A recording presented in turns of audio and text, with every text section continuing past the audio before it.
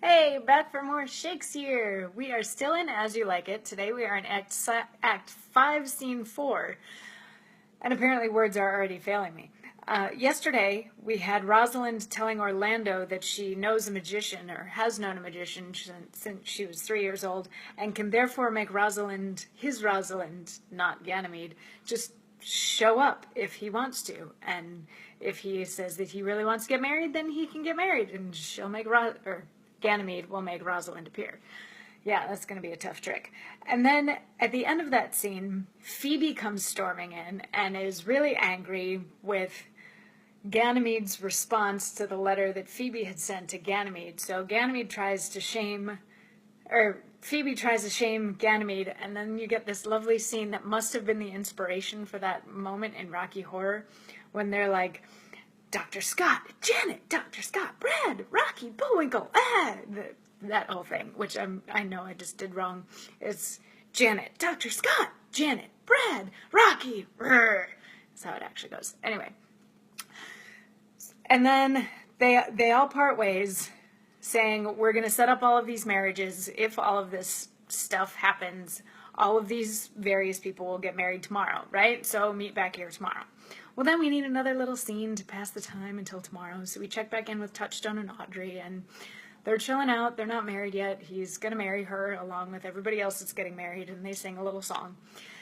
And now we're in Act 5, Scene 4, that starts out with a recap of Rosalind saying, okay, Phoebe, if I ever marry a woman, I'll marry you. But if I don't marry a woman, then you marry Sylvius. And Phoebe's like, sure, I got this.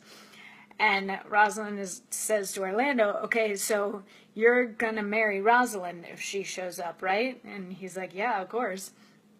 And Celia and Oliver are also getting married, and Touchstone and Audrey are also getting married. So Rosalind, as Ganymede, is like, okay, now that everybody knows who they're going to marry when they marry people, I'll be back in a quick second, and runs away. And then we need to fill a little bit of time so that the actor playing Rosalind can change costumes. So Touchstone and Audrey come into the scene, and Touchstone tries to be, like, clever and courtly because he's a clown, and now he's talking to the fancy people. So this is an exchange between Touchstone and Jaques. This will be Touchstone. This will be Jaques. Okay, just to clarify. Jaques has, like, 2 lines, but whatever. So they're talking about a quarrel that Touchstone has. And Touchstone says, upon a lie, 7 times removed, bear your body more seeming, Audrey. As thus, sir, I did dislike the cut of a certain courtier's beard. He sent me word, if I said his beard was not well cut, he was in the mind it was. This is called the retort courteous. If I sent him word again, it was not well cut, he would send me word, he cut it to please himself. This is called the quip modest. If again it was not well cut, he disabled my judgment. This is called the reply churlish. If again it was not well cut, he would answer, I spake not true. This is called the reproof valiant. If again it was not well cut, he would say, I lie. This is called the countercheck quarrelsome, and so to the lie circumstantial and the lie direct. And how oft did you say his beard was not well cut? I durst go no further than the lie circumstantial, nor he durst not give me the lie direct, and so we measured swords and parted. Can you nominate in order now the degrees of the lie? Oh, sir, we quarrel in print by the book, as you have books for good manners. I will name you the degrees. The first, the retort courteous. The second, the quip modest. The third, the reply churlish. The fourth, the reproof valiant. The fifth, the countercheck quarrelsome. The sixth, the lie with circumstance. And the seventh, the lie direct.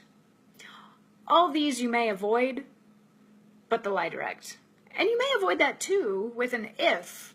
I knew when 7 justices could not take up a quarrel, but when the parties were met themselves, one of them thought but of an if, as, if you said so, then I said so.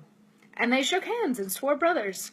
Your if is the only peacemaker, much virtue in the if. And then we get to have some weddings. And then we actually still have a few more loose ends that we need to tie up. So we've got more of this coming on tomorrow, and we're going to be in Act 5, Scene 4 for a little while, because that's as many scenes as there are in the play. I'll see you tomorrow.